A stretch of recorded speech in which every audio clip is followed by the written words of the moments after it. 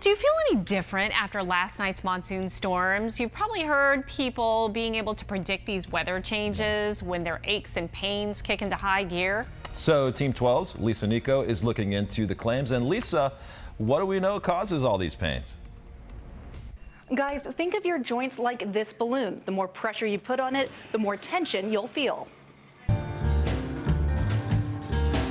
And a lot of my patients do say that they know a storm is coming. Dr. Hillary Tamar practices family medicine at Banner Medical Center. She sees patients of all ages and backgrounds.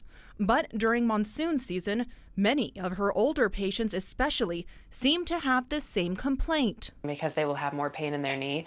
It's all about the barometric pressure. So that there could be changes in the air pressure from the incoming storms. That change in pressure can cause a sensitive joint to swell, and patients who already have sore joints may feel more pain or stiffness.